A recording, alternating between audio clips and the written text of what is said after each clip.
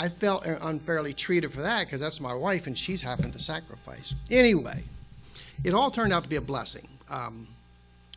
We found a wonderful Baptist church down there, and that's kind of where we started going to the Baptist church. And many blessings, met a lot of good people, saw a lot of interesting things, and it actually worked out financially for us too. So it was a blessing, but at first it was like, this isn't fair. This is not fair. So I don't know whether you all were ever treated unfairly, but that was my situation. Why do you think we perceive life as being continually unfair? Some of us complain about that, right? Why do you think that is? Anybody? Because of our expectations. Amen. Absolutely. We've been spoiled here, right? Expectation, frustration. I went over this a couple months ago in one of my classes. We expect to have a successful career, life, health, great family, money, joy, but when it doesn't happen, then we become frustrated because life's not fair. Comparing ourselves to other situations or others. Why do they have more money, joy, friends, big house, stuff, right? We do that. Theodore Roosevelt once said, comparison is the thief of joy. And that's the absolute truth. When you start comparing yourself to what somebody else has, but do we compare ourselves to the people that don't have? We don't tend to do that, do we? Yeah. We are spoiled in the U.S., and the opinion is, I deserve better. Remember back in the 80s, 70s, and 80s, the McDonald's commercial, you deserve a break today? And Burger King, you rule. There's a lot of commercials and a lot of societal pushes to cause us to think, oh, we deserve more, we deserve better. Do we ever look at disadvantaged, handicapped people and say, for the grace of God, there go I? Do you realize there's 8 billion people in this world, and you were born in the USA with less than a 5% chance of being born here? That's a blessing in itself. We are more blessed than we can comprehend, but yet it's always, I want more, right? So what is grace? Both grace and mercy are gifts. It's not a privilege. It's a gift from God. Grace is getting the favor we do not deserve. Mercy is not getting the punishment we do deserve. Key word is gift. So the context of today's lesson is Matthew 20. Jesus prepares his disciples for his impending crucifixion. This passage occurs as he is on his way to Jerusalem, where he'll face significant suffering and ultimately death. As Jesus moved from Galilee toward Judea, the tension increased with the Pharisees and his opposition. Literally, the Gospel of Matthew was written to a Jewish audience. Thus, it often references the Old Testament to prove that Jesus fulfills prophecy about the coming Messiah. By including this prediction of his suffering and resurrection, Matthew emphasizes that Jesus' mission was preordained and essential for human redemption. So I'm not going to read all of this, but just a reminder about the Pharisees and what they believed. The Pharisees were often portrayed as religious leaders focused on outward appearances and material successes, sneered at Jesus because his teaching challenged their values. During this time, many Pharisees were part of the societal elite and enjoyed privileges associated with wealth. Some viewed wealth as a sign of God's favor. Jesus frequently rebuked the Pharisees for hypocrisy, valuing material wealth and outwardly religiosity while neglecting justice, mercy, and faithfulness. The Pharisees' attachment to wealth reflected a deeper spiritual problem. Their hearts were not fully devoted to God, and their priorities were misaligned. So we need to remember that as we go through this lesson. Luke 16:13 through 15. No servant can serve two masters, for either he will hate the one or love the other, or else he will be loyal to the one and despise the other. You cannot serve God and mammon, which mammon's the money, wealth. Now the Pharisees, who were lovers of money, heard all these things, and they derided him. And he said to them, you are those who justify yourselves before men, but God knows your heart. For what is highly esteemed among men is an abomination in the sight of God. These verses highlights a characteristic critique Jesus had of the Pharisees, the attachment to wealth and their failure to fully live out the spiritual principles they claimed to uphold. I'm not going to read all this. You have to remember, too, that the apostles were raised under this same guideline, the same religion. They were raised in the teachings of if you were wealthy, you were blessed. If you were poor, then you weren't in favor of God. So just keep that in mind, too, as we go through this lesson. Matthew 19:23 through 27, Jesus said to his disciples, "Truly I tell you, it will be hard for a rich person to enter the kingdom of heaven. Again, I tell you, it is easier for a camel to go through the eye of a needle than for a rich man to enter the kingdom of God." When the disciples heard this, they were utterly astonished. They couldn't believe that. Can you imagine? Because they were taught what the Pharisees believed. Jesus looked at them and said, with man, this is impossible, but with God, all things are possible. Then Peter responded to him, "See, we have left everything and followed you. So what will be there for us?" I think that's key, that we have to remember that the disciples were astonished. They couldn't believe what Jesus was saying. So now they're asking, well, what's in it for us? We've left everything. So if we look at the rich young ruler versus the Pharisees, Jesus uses the rich young ruler to illustrate the challenges of wealth and spiritual humility. This encounter highlights how the young rich ruler, despite his supposedly adherence to the law, struggled to let go of his possessions to follow Jesus. The story serves as a contrast to the Pharisees, who often exhibited hypocrisy and a false sense of righteousness. Matthew 19 and 20 are continuous in the Greek text. So there was no separation in the Greek text, but now we have chapters which separate 19 and 20. So the continuity is significant for understanding the context and the themes presented by the author. Note the beginning of chapter 20 with the word "for." It's a continuation of chapter 19. Matthew 21 through 16 is the capstone of a larger section of the teaching between 19:16, which is a rich young ruler, and 20:16. So in our scriptures today, Jesus is responding to Peter's question, so what will there be for us? In today's lesson, we read a parable, and everybody knows what a parable is, right? It's a simple story used to illustrate a moral or a spiritual lesson as told by Jesus in the Gospels. Jesus spoke of it very familiar to his hearers. Wealthy man was hiring day laborers to work his property. It happened all the time in that day. Jesus used this common imagery to reach the unexpected characteristic of kingdom living.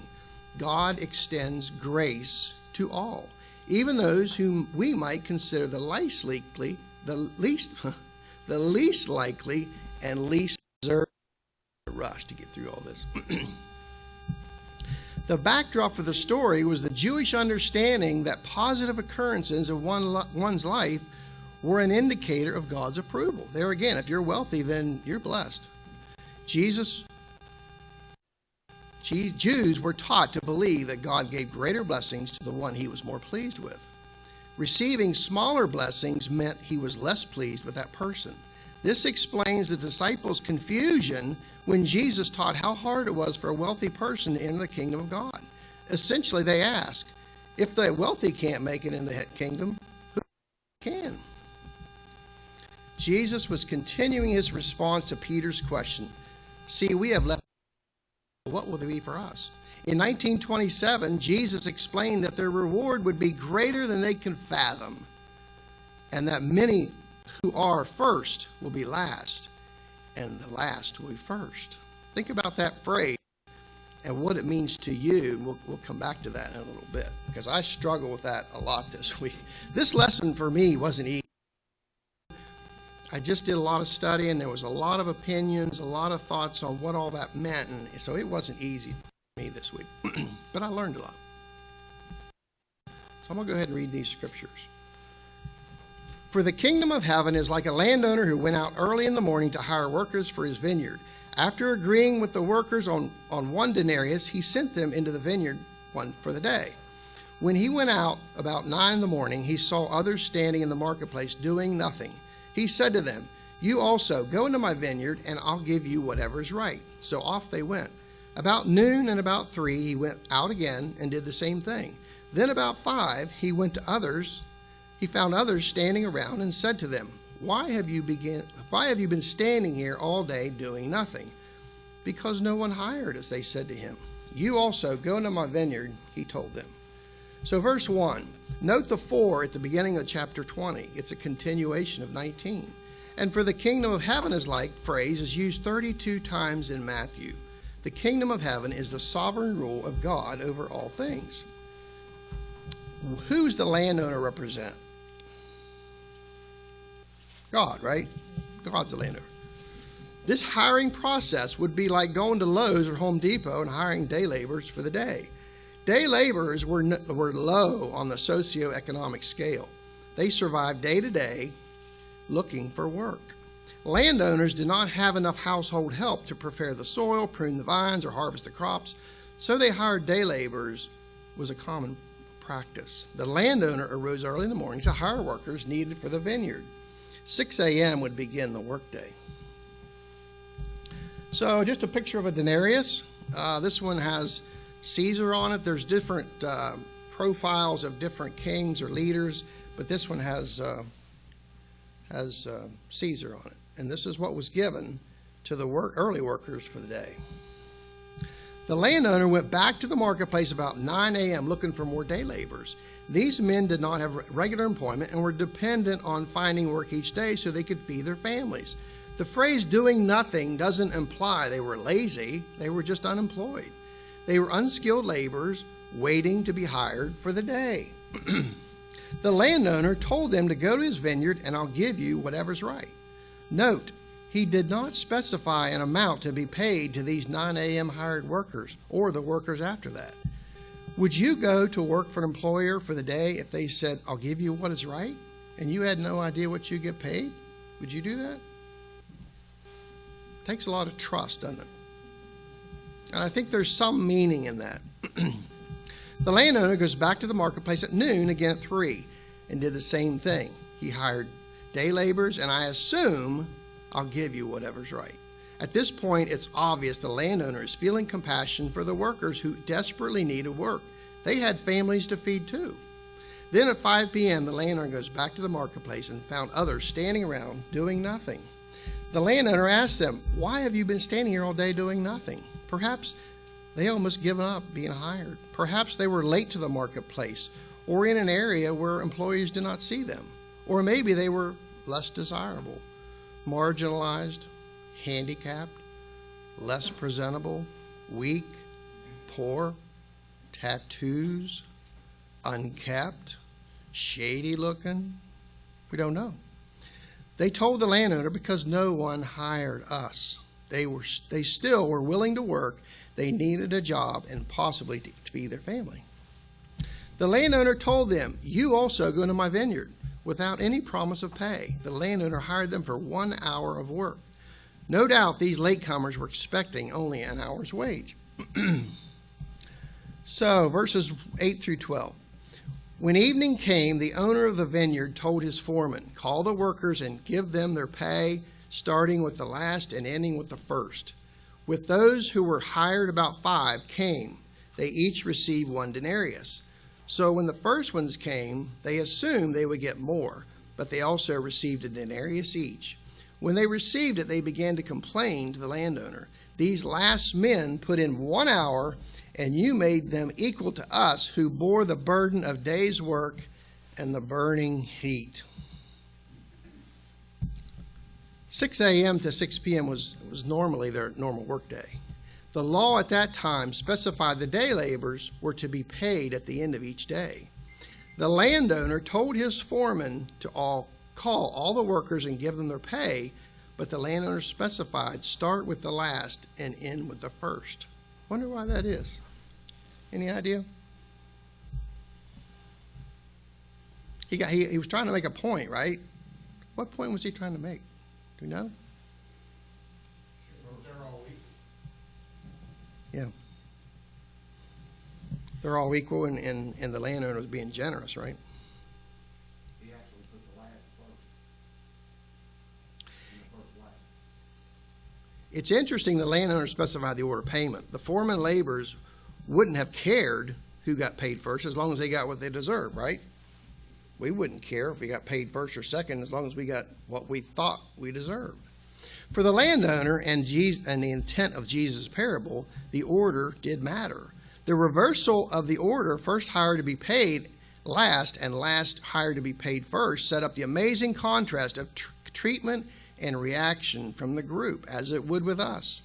The reversal of order served as a clue that the hearers were in for a surprise ending.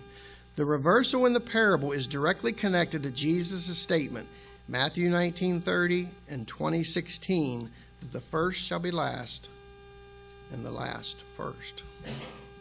The landowner paid the 1-hour workers a full day's wage. What a surprise they got, right? For some reason, the landowner wanted the early hired workers to see this. So now the early workers are like, wow, they worked 1 hour and received a full day's wage. Just think what we'll get for working all day. They have expectations, right? They expect they're going to get more. The early workers receive the same pay, 1 denarius, as the 1-hour workers. So now we have expectation, frustration. So another story with the gas company. When they first started the bonus program, we had a really good year. The numbers were good, the profit was good, so we got a really, really nice bonus.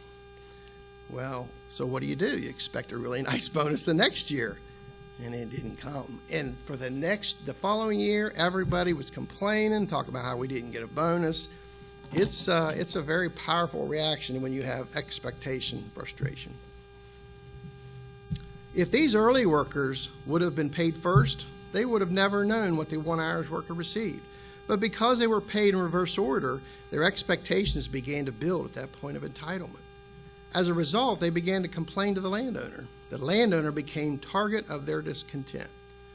So who felt entitled in Jesus' day? Who would feel? Who? The rich, the Pharisees, the Jewish leaders, the chief priests, right? They felt entitled. Who feels entitled today? That's true, but who feels more entitled today? So I'll put this in perspective. If somebody works a lot for the church and then somebody doesn't do a whole lot for the church, the person that works for the church, they think they need more recognition, right? Yeah. So who feels entitled today? Lifelong Christians, right? I've been a Christian all my life. Workers in the church, great tithing members. We always hear, oh, they left the church, but they were great tithing members. Ooh. That's important, right? Let's compare verse 12 to some of our statements and thoughts today. So I'm going to read verse 12. These last men put in 1 hour, and you made them equal to us who bore the burden of the day's work and the burning heat. So let's look at today's comments or thoughts that we might have. And I'm not saying all of you do. I'm just saying it can be common. I give a lot of money to the church, so I should get preferential treatment, right? I do a lot of work for the church, so I get special recognition over the ones that don't do anything. I've been a Christian, a member of this church all my life, trying to live right. And how can that person I've seen drunk or on drugs, commit adultery, etc., come into my church and claim they're a Christian at 65 or 70 years old? Have we heard that? We have, right? Yeah, it happens. God doesn't give us what we deserve, and the ways of God, as pictured here, are completely different from our ways. And that's on page 76 and 77 of your book. Those are your highlighted text. Very, very good quotes. Survey question. You know I like survey questions. How many of you wish you would have accepted Jesus into your life earlier than you did? Yeah, me too.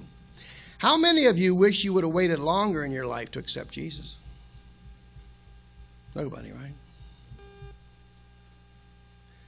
So, and I thought a little bit about this week.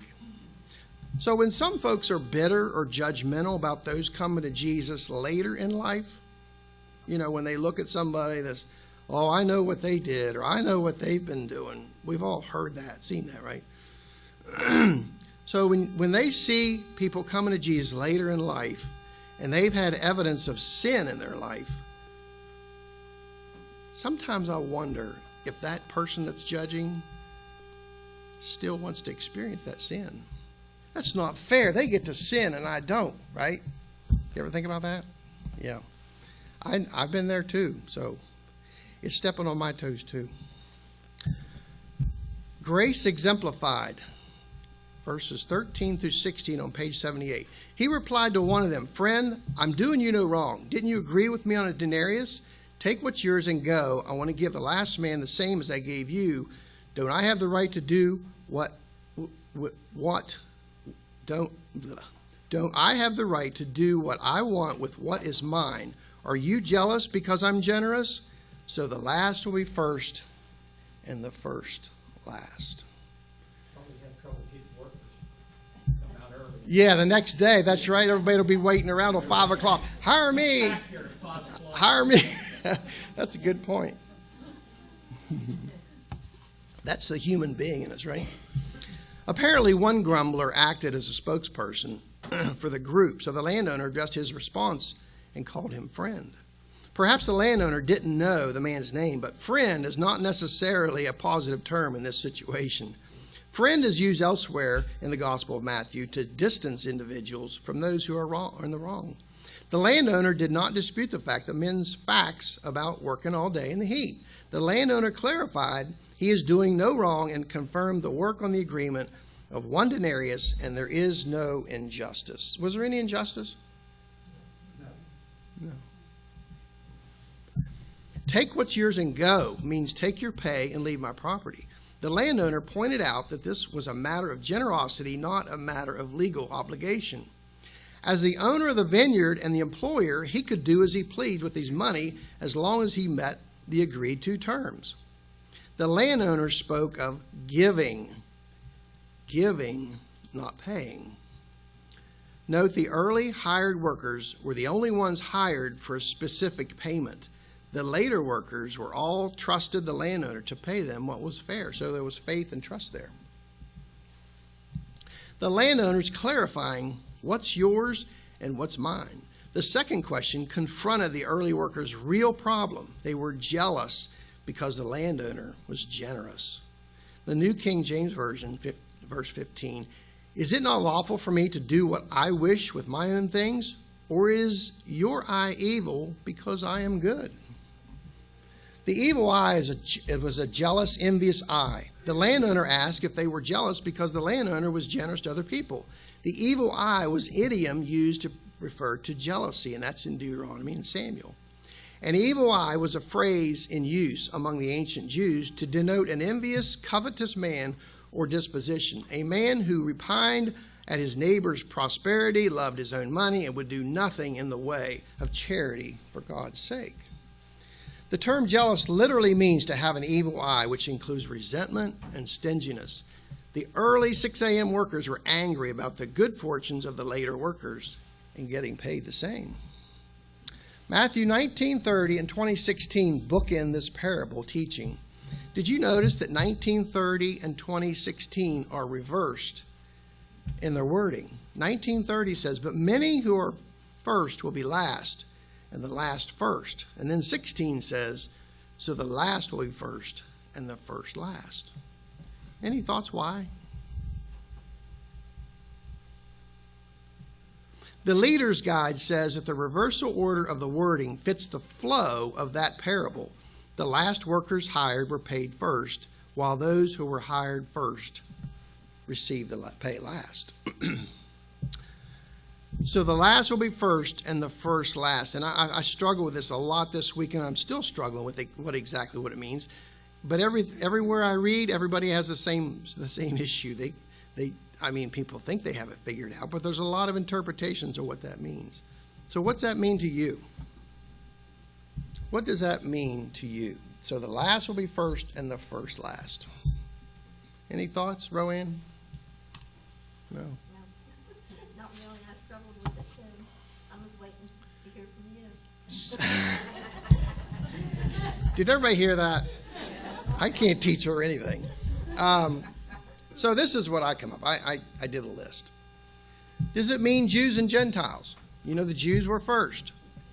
And they didn't like the Gentiles, right? They didn't want Gentiles involved in the promise or the reward, right? We were dogs. We were all dogs. So is it Jews and Gentiles? Or is it salvation early versus later in life? Or is it rich and fortunate versus poor and unfortunate? In other words, the rich would be considered first, but they would be last in reward. Lifelong workers for God versus latecomer workers. Or does it mean the 11th hour grace covenant folks versus prior covenants? Or maybe a combination of all these. You remember a couple months ago, I did the class with John the Baptist where he was doubting in prison. Remember, he asked about Jesus. Is he really the Messiah, or is there someone else coming? Remember that lesson? And Jesus kind of had this to say. I'm going to jump to that. By the way, this slide, which I'm not going to go over very much, in Isaiah 5, it refers to Israel as a vineyard.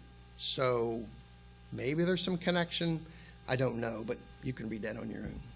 So in Matthew 11:11, the new covenant privilege, and I went over this before, but I just want to touch on it again. Jesus said, "Truly I tell you, among those born of women, no greater than John the Baptist has appeared. But the least in the kingdom of heaven is greater than he."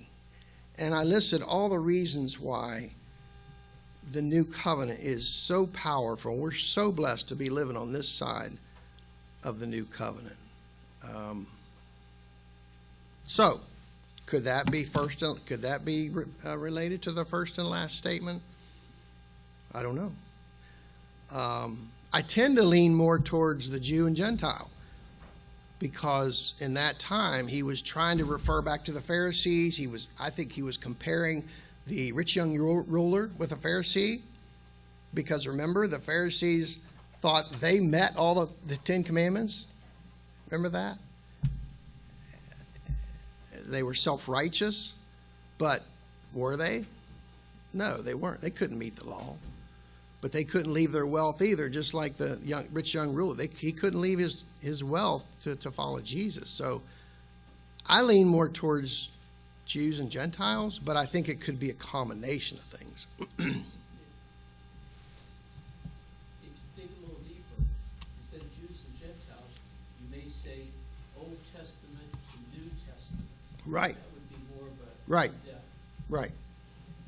Exactly. Yep. Because the church will be with Jesus. Mm-hmm. Would that be first? It'd be more of that than Jews and Gentiles. Mm-hmm. But I think in Jesus' day, because the Pharisees were opposing him, I think he was addressing that in a way with his disciples. But it could mean a lot of different things. And honestly, everything I read, nobody knows for sure. There's a lot of interpretations, but who really knows? But I think it could be a combination of all. Yeah. I think it's a good example of God's grace. And that's what the message is about today. So, to sum it up, Jesus sums up the lesson. God's kingdom operates on grace, not human merit. Like the master of the vineyard, the Lord has the right to dispense generosity as he chooses. This parable pushes us to view our place in God's plan through gratitude rather than comparison, echoing his earlier statement in Matthew. The last refers to those the world or religious culture ranks low. Gentiles, late converts, overlooked servants, social outsiders. In God's economy, their humble acceptance of grace propels them to the front of the line. The thief on the cross illustrates this reversal. In his final moments, he trusted Christ and was promised paradise that very day. God delights in lifting up the humble and confounding worldly status symbols. For believers today, this truth encourages wholehearted service, even when recognition is scant, knowing that the Lord will bring to light what is hidden in the darkness and will reveal the motives of every heart. The first are those who assume prominence, privileged insiders, religious elites, self-confident achievers, without humility their presumed advantage becomes a liability. Jesus' warning targets any heart that substitutes performance or position for childlike dependence on him. The Pharisees who boasted in the temple left unjustified, while the repentant tax collector was exalted. Remember that? Believers who rest in accolades rather than grace risk forfeiting reward and joy. So grace, God's kingdom upends earthly pecking orders. Grace elevates those who seem last and humbles those who appear first. Our task is simple. Receive God's generosity with gratitude, serve others without comparison, and trust that the righteous judge will honor humble faithfulness both now and forever. So to apply the text in your book, we can trust God to do what is always to do what is right. We should be thankful God gives us more than we should be thankful God gives us more than we deserve, and we should never cease to be amazed by God's grace. Any comments, thoughts? Well, I was thinking, just as you were saying that, and the emphasis being on the question that Jesus, well, the owner asked one of, we call him friend, that on that point said, don't I have the right to do whatever I please? And that can extend to so many areas of our life. Actually, in materialism, why aren't you giving me as much as, you know, even health, or why did you heal this person and not me? God can do whatever he wants to do. Right. And if we would just actually learn that from this parable, it would keep us happy, peaceful, when it doesn't seem as if God's even answering our prayer. Because he knows, and he has the right and authority to give or not to give. And if we could just apply that principle to our life in every situation, every circumstance, Yes. I think it would help us all live more peaceful with God, and we would never question him or think he's undermined us in any way. So I think that principle, which goes back to grace, Yes. is the whole thing. Amen. Yep. Grace is a gift. Mercy is a gift. It's not a privilege. It's a gift, and we need to honor and appreciate that, and praise God for that. Okay. Thank you, and have a good week.